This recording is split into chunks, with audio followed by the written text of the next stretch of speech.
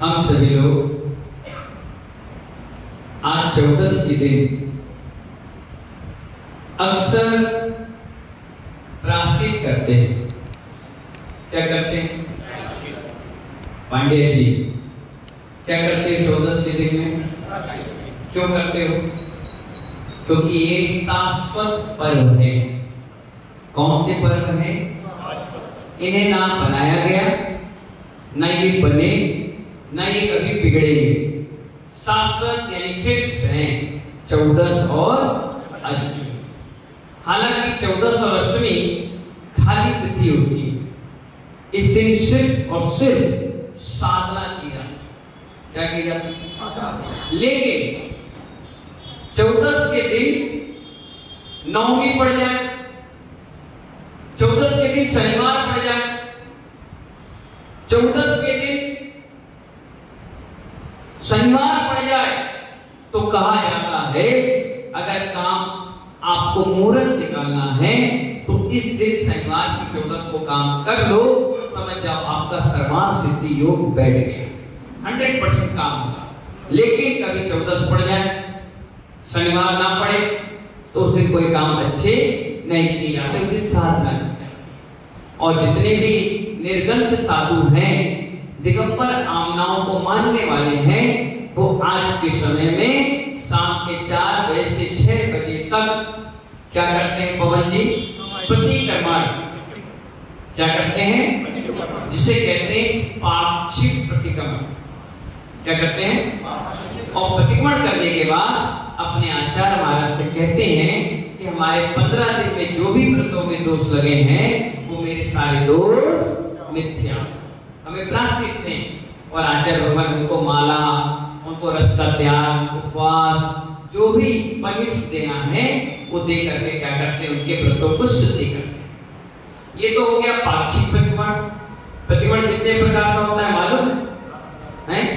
बताओ चश्मा वाले, हाथ जोड़ो। नाम क्या है? विकास भाई बताओ, प्रतिक्रमण कितने प्रकार का? कुछ तो बताओ। नहीं मन पड़ोसी बताओ, प्रतिक्रमण कितने प्रकार? ट्रांसफर। अनिल जी बताओ। जो हम पूछे वो बताओ, गाड़ी आगे मत बढ़ाओ, एक्सीडेंट हो जाएगा। बताइए प्रतिक्रमण कितने प्रकार का? दिन में 3 बार करते हैं। चलिए ट्रांसफर करिए। प्रमोद जी बताइए। आसिफ 3 प्रकार। बताओ विजय बाबू, बताओ साफ कौन कौन सा है? फिर क्या मतलब? बैठ जाओ। 7 प्रकार का बताया, बहुत अच्छी बात है। अब नोट करिए। पहला प्रतिक्रमण रात्रि। कौन सा? आप लोग करते नहीं करते? करना चाहिए। प्रतिक्रमण करते रहोगे तो मन विशुद्ध बना रहेगा, मन भगवान की भक्ति में लगा रहेगा, मन एकाग्र रहेगा। जैसे मैं भी करके आया पाक्षिक प्रतिक्रमण पूरे 15 दिन का, तो मेरे चेहरे पे चमक देखो, खुशी की, आनंद की। मैं हल्का हो गया। नाव में कचरा भर गया था तो नाव क्या हो गई? साफ हो गई। आप देखिए, आपके यहाँ वॉशिंग मशीन होती है, 1 महीने में एक बार आप उसकी जाली निकाल के साफ कर लेते हैं। घरों में नालियां होती है, हफ्ता 15 दिन में वो भी साफ कर लेते हैं। क्यों? क्योंकि अगर साफ नहीं करोगे तो क्या होगी? वो चौक हो जाएगी। पानी की टंकी है, 2-3 महीने में, 6 महीने में एक बार साफ कर ले तो कहीं कहीं न जम जाए। इसी प्रकार ये आलोचना और प्रायश्चित है कि प्रभु जाने में चाहे अनजाने में कोई अपराध और पाप बुरा हो तो हमें क्षमा करे। जब आप करते हो तो क्या मिलता है मालूम? एक अंतरंग में विशुद्ध परिणाम बनते हैं कि आज मैंने कोई अच्छा काम किया, मैंने सबसे क्षमा मांगी। क्या मांगी? क्षमा मांगी। इसीलिए एक प्रतिक्रमण होता है रात्रि। बोलो ऐसे मत बोलो पत्थर मार की तरह। हाँ, मैंने उपवास किया, किस रोज किया, मैं झेल नहीं पाऊंगा। हाथ जोड़कर बोलो पहला प्रायश्चित। ये ज्ञान अर्जन है, हाथ जोड़कर ज्ञान लिया जाता है। रावण और राम में जब युद्ध हुआ तो जब मूर्छित हो गए रावण, अंतिम स्थिति में थे, तो राम और लक्ष्मण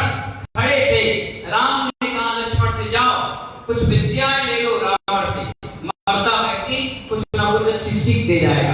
लक्ष्मण गए और सिर पर खड़े हो गए। राम ने कहा गलत, हाथ जोड़ो और पैरों पर खड़े हो जाओ। और पैरों पर वो खड़ा हो गया। सारी विद्याएं लक्ष्मण को रावण ने दे दी। तो जो अर्ध चक्रवर्ती रावण था, अर्ध चक्रवर्ती श्री कृष्ण कहलाने लगे। क्या कहलाने लगे? हाँ, ये फर्क पड़ता है। इसलिए गुरु चरणों में बैठकर विनय पूर्वक हाथ जोड़ोगे तो बहुत कुछ ले जाओगे। अकड़ के रहोगे तो पड़े रह जाओगे, कोई तुम्हें सिखाने वाला नहीं।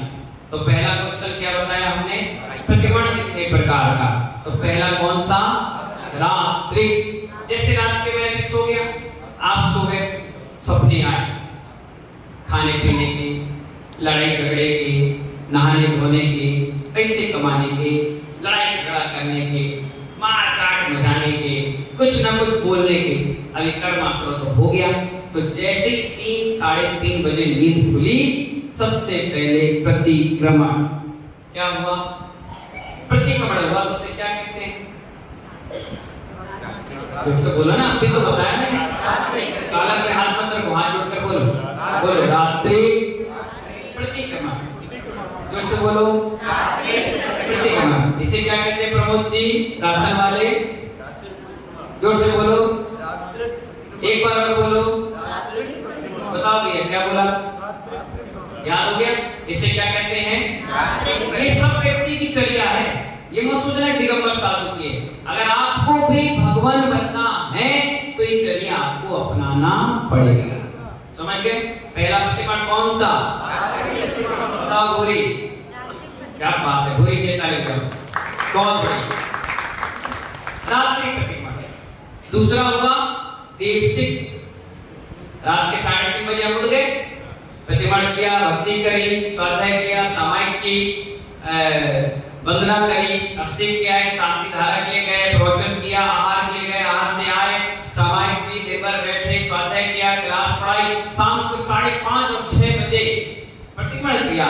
उसे क्या कहते हैं? देवसिक प्रतिक्रमण। क्या बोलते हैं? देवसिक। रात में तो रात्रि और दिन में तो देवसिक। ये कौन सा प्रतिक्रमण हुआ? तो कितने प्रतिक्रमण हो गए? 2। कितने हुए? खड़े हो जाओ, खड़े हो जाओ। हाँ, पहला प्रतिक्रमण, हाथ जोड़ो, पेट में हाथ मत डालो। हाँ, पहला रात्रि, दूसरा देवसिक। बहुत बढ़िया, ताली बजाओ।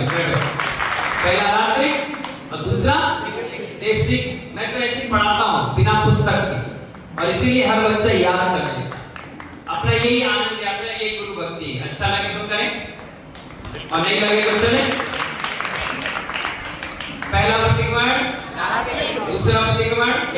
अब कोई भी आपसे पूछे कि मुनिराज रात के क्या करते हैं? प्रतिक्रमण करते हैं। रात में, दिन में क्या करते हैं? तो दिन का प्रतिक्रमण करते हैं, देवसिक। अब एक प्रतिक्रमण और है, उसे कहते हैं इरियापद भक्ति प्रतिक्रमण। कौन सा? देखिए कितना शोध कर भोजन करके आए, कितना देख करके आए, कितने शुद्धि पूर्वक गए, गंगा भक्ति से आहार लिया, 32 अंतराय 40 दोष को टाल करके आहार लिए, फिर भी कोई गलती रह गई?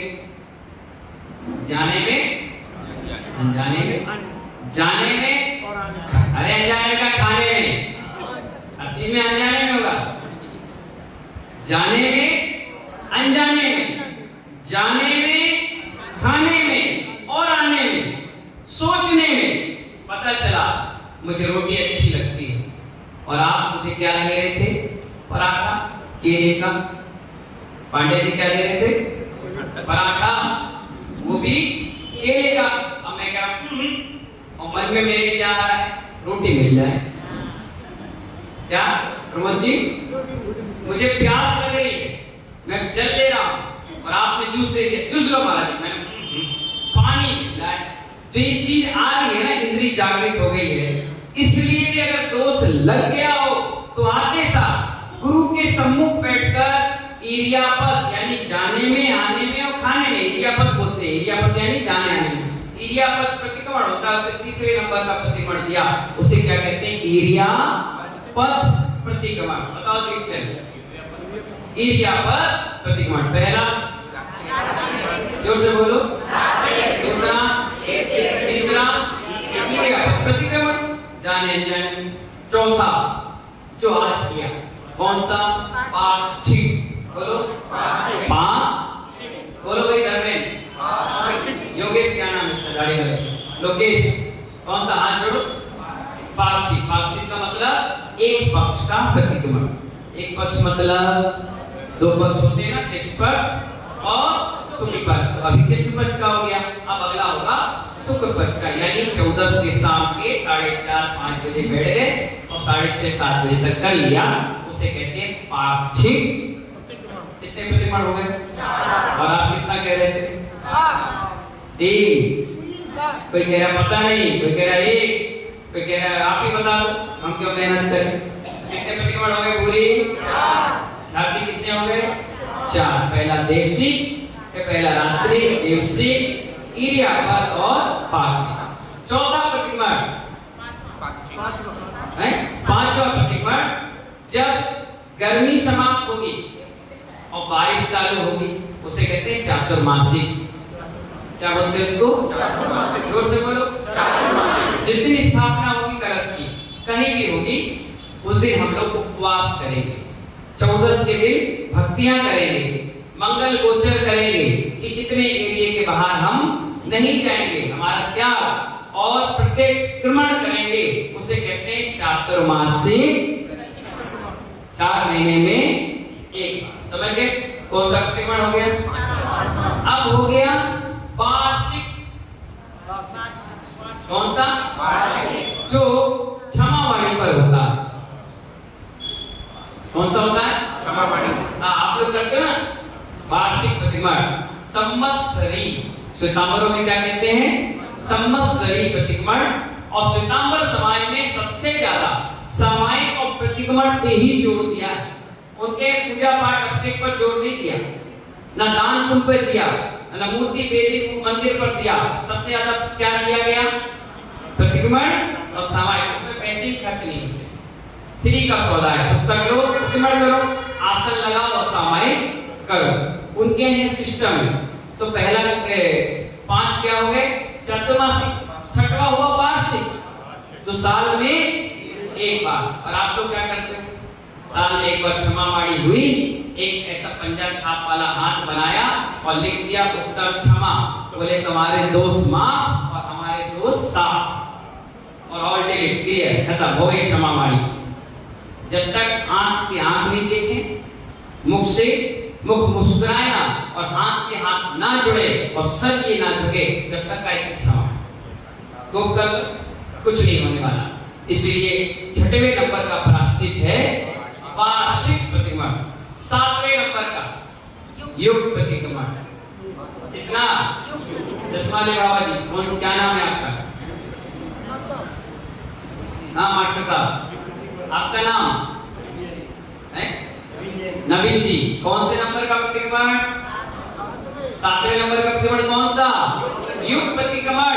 जहां 5 साल में, 10 साल में साधु इकट्ठे हो, समाज इकट्ठी हो, लाखों लोग बैठ करके 15 दिन की आलोचना करे, कोई संविधान की रचना करे, मौसम व्यवस्था एटमॉस्फेयर के हिसाब से क्या हम जैन दर्शन को कितना सरल बना सके, कितना ज्ञान अर्जन करे, कोई शंका समाधान है, कोई व्यवस्था है, उसको समझ करके 14-15 दिन बैठ करके स्वाध्याय हो और लास्ट दिन में युग प्रतिक्रमण हो, उसे 5 साल में किया जाता है, वो कहलाता है युग प्रतिक्रमण। कितने हो गए? अब बताओ इसके बाद कोई प्रतिक्रमण है क्या? है? मैं बता तो रहा हूँ नरेंद्र जी, क्या नवीन जी, ये तो 7 हो गया, लेकिन एक प्रतिक्रमण और होता है, उसको जिसने कर लिया समझोगे आप। प्रतिक्रमण यही है, सिर्फ बोला जाता है रात्रि प्रतिक्रमण। व्यवस्था पूरी वही है। देवसिक प्रतिक्रमण व्यवस्था पूरी वही है, वही सब क्रिया होंगी, वही पढ़ा जाएगा 20 मिनट का। 15 दिन में पढ़ेंगे वही पढ़ेंगे, बस सामने का सब्जेक्ट कुछ चेंज हो जाएगा। वार्षिक भी वही रहेगा, युग प्रतिक्रमण भी वही रहेगा। अब आ गया अंत समय का प्रतिक्रमण। साधक लेटा हुआ है और जागृत अवस्था में, किसमें है? अपने शिष्यों को, अपने निर्यापकाचार्य को वो कहते हैं, जो छपकराज हैं, कि मुझे प्रतिक्रमण सुनाओ। और जो निर्यापकाचार्य है वो भी देखते हैं कि जीवन भर की कोई गलती इसने की हो। अभी यहाँ पर इतने लोग हैं, अगर एक कॉपी और पेन लिख करके मैं दे दूं आपको लेकर के, इसमें एक अपनी बुराई लिखो, कॉपी के पन्ने कब पड़ जाएंगे, शायरी खत्म हो जाएगी, इतनी बुराई आपके अंदर है, लेकिन वो बुराई किसी को पता ही नहीं। आप इससे कहोगे तो ये भी चुप रह जाएंगे, हमसे कहोगे तो हम भी। तो कुछ ऐसे भी साधक हैं जिन्होंने 30 साल, 25 साल, 30 साल, 15 साल, 10 साल साधना करी और कोई बड़ी गलती को दबा गए, छुपा गए, क्योंकि परिणाम पवित्र चाहिए वहां, बिल्कुल नीट एंड क्लीन व्यक्ति चाहिए। एक भी रंचमात भी परखाए, रंचमात भी रंचमात भी परखे विकल है संकल्प उनके पास वहां स्वीकार नहीं है। तो उस स्थान पर क्या किया जाता है, निर्यापकाचार्य कहते हैं, सुनिए भाई, सब लोग बाहर हो जाइए, एक भी व्यक्ति नहीं रहता। एक छपकराज, सेकंड पर्सन निर्यापकाचार्य, वो कान में कहते हैं, हे छपकराज, कोई बात आपकी हो तो आज बता दो, कल के बाद हो सकता है आप इस सूरज को देखना पाओ, हो सकता है 40 साल की साधना आपने की है और बात आपके मन में रह गई, निदान बन गया, तो हो सकता है तुम्हें पता नहीं किस योनि में जाना पड़े। डराते हैं, भयभीत करते हैं कि तुम्हें इस कर्मों से डरना चाहिए। तब साधक कहता है कि मैं घर में था तो मुझसे ये गलती हो गई, मैं मुनि बना तो मुझसे ये गलती हो गई, मैं उपाध्याय बना मुझसे इतना बड़ा अपराध हो गया, मैं आचार्य बना मुझसे इतना बड़ा जुर्म हो गया। अब आचार्य भगवान, मैंने तो आचार्य पद, उपाध्याय पद त्याग करके साधु बन गया और आपकी शरण लिए निर्यापकाचार्य आपको बनाया है, मेरी गलती का प्रायश्चित दो। वो कहते हैं मात्र प्रतिक्रमण करो। कौन सा? हाथ जोड़ो, बोलो मार्थ प्रतिक्रमण, आत्मा का उत्थान के लिए प्रतिक्रमण। उत मतलब आत्मा, ता का मतलब उत्थान, उ का मतलब आत्मा और प्रतिक्रमण है आत्मा के उत्थान के लिए।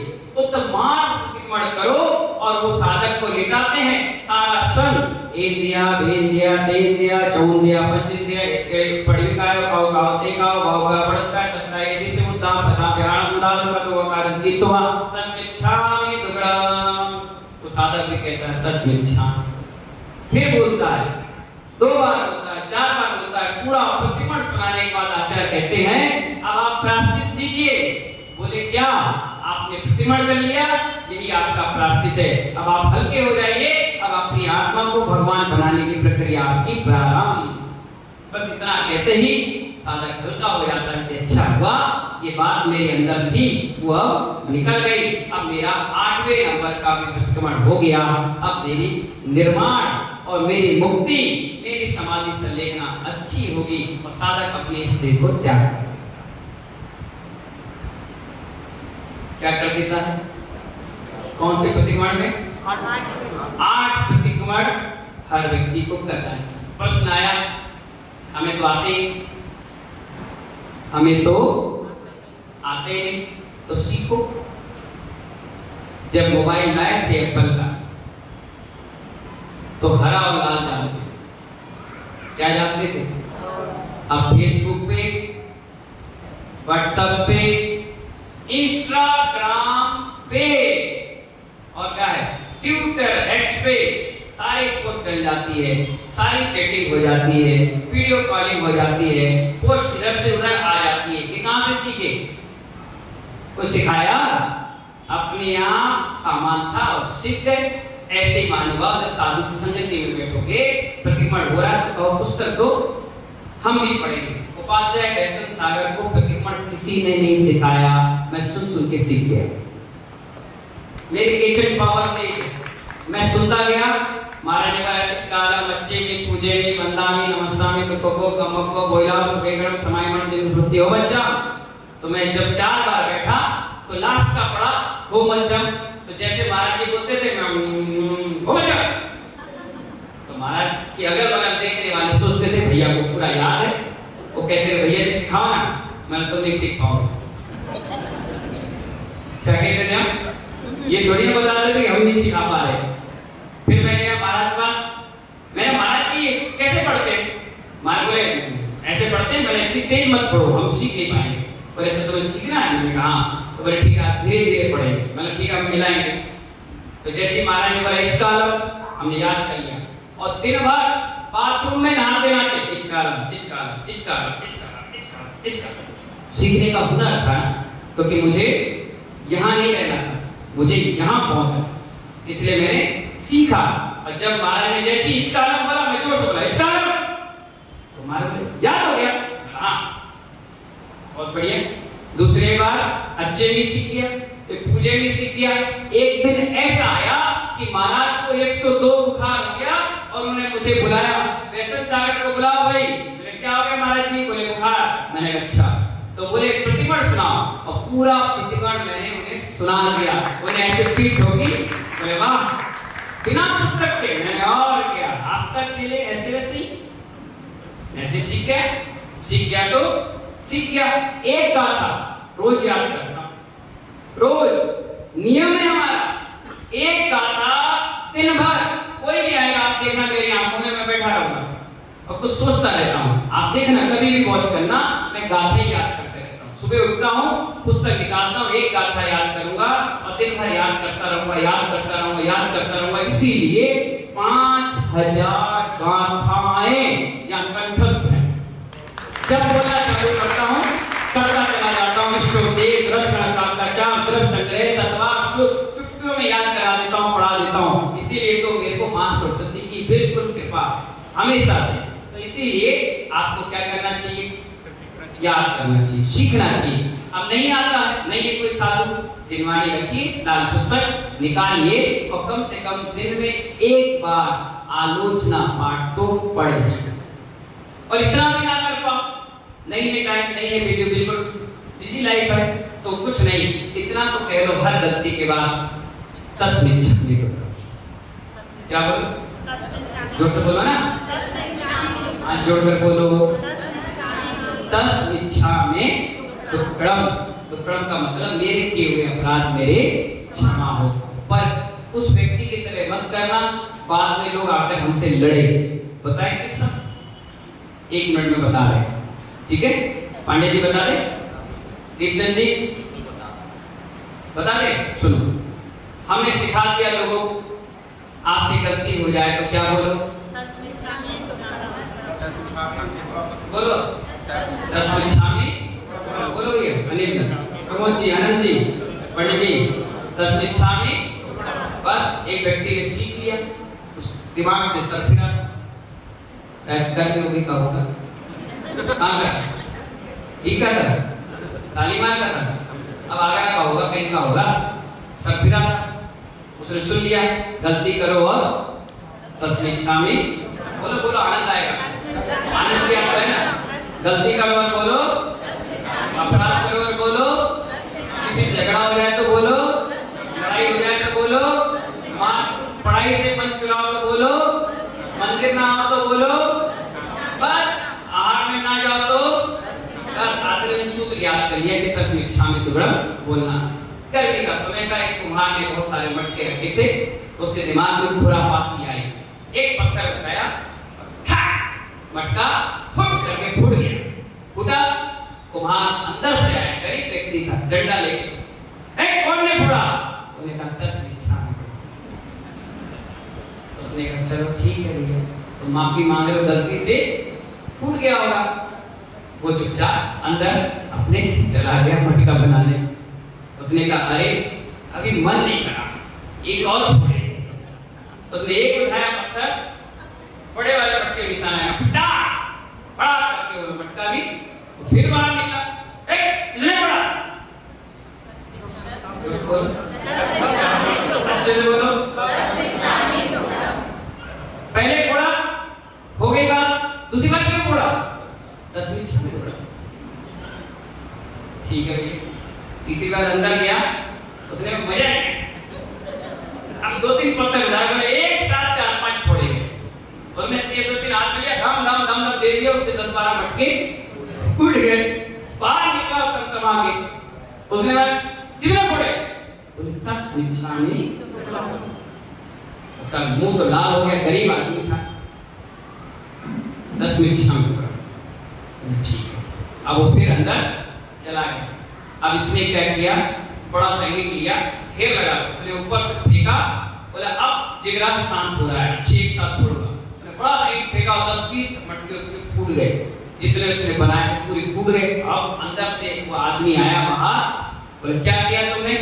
पूरे मटके फोड़ दिए। अब बोला तस्मिच्छामि, बोला घूमना, घुमा, उसने उठाया लट और एक लगाया खटा, बोले तस्मिच्छामि,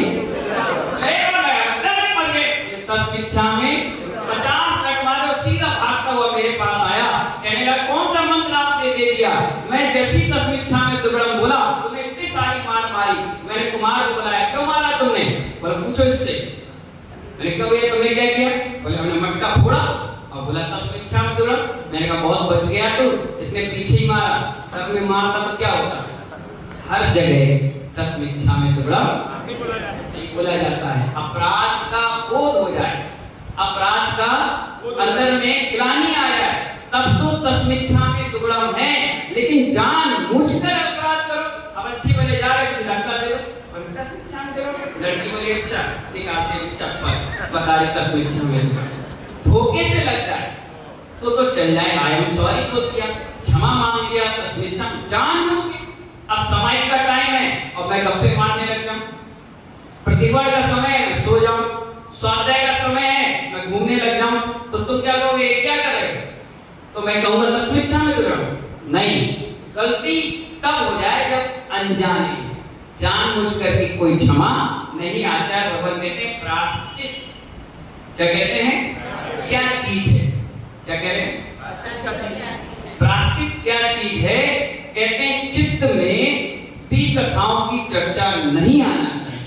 चित्त मतलब मन, मन में भी कथा, जो कथा है उससे विपरीत कथाएं नहीं आना, 12 अनुप्रेक्षाओं का चिंतन करना, ये कहलाता है प्रायश्चित। आचार्य कहते हैं मन सन्यासी हो जाए। क्या हो जाए? मन सन्यासी हो जाए, उसका नाम है प्रायश्चित। प्राह मतलब सन्यास, प्राह मतलब सन्यास, और चित्त बोले तो सन्यासी बनना, जहां पर मन सन्यासी बन जाए। क्या हो जाए? अब मुनि तो बन नहीं सकते, आर्य का दीक्षा ले नहीं सकते, तो मन को ही सन्यासी बना दो। मन को इतना प्रायश्चित दे दो, इतना अंदर से उसको भाव विभोर कर दो कि मन सन्यासी बन जाए। तो मन सन्यासी बन जाएगा तो आचार्य कहते हैं ज्यादा समय सन्यासी बनने में नहीं लगेगा। हम सबका मन सन्यासी बना, इसलिए तो हम सन्यास की धारा पर पड़ गए, और मन में ही सन्यासी बना नहीं होगा, सिर्फ मुख से सन्यासी बना होगा तो कभी जीवन में नहीं बच सकते। इसीलिए प्रायश्चित चीज है। प्राह मतलब मन, और प्राह मतलब सन्यास, और चित्त मतलब मन। जहाँ मन को, चित्त को सन्यास में निकाल दिया जाए, वहीं से प्रायश्चित आरंभ हो जाता है। हर व्यक्ति क्षमा और प्रायश्चित ले नहीं पाता। इसके लिए आप देखिए, जब क्रिश्चियनों के यहाँ जाओगे, वह पादरी होते हैं, कपड़ा लगा होता है, व्यक्ति कन्विंस करता है, अपनी आलोचना करता है, और वो डिसीजन दे देते हैं, बता देते हैं।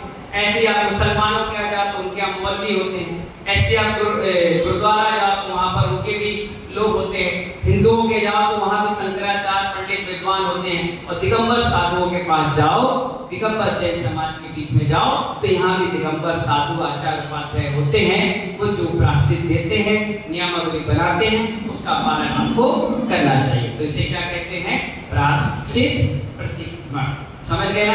आज 14 का दिन था, उपवास था, केस रोज था, सभी लोगों की दुआओं शुभकामनाओं से दोनों महाराज का सानंद संपन्न, आधा उपवास हो गया। अब रात का पूरा उपवास समाप्त हो जाएगा। कल सुबह ठीक 7 बजे मुहूर्त है, यहाँ से होते ही हम लोग सीधे फलकेश्वर के लिए निकलेंगे। 10 तारीख तक यहाँ आयोजन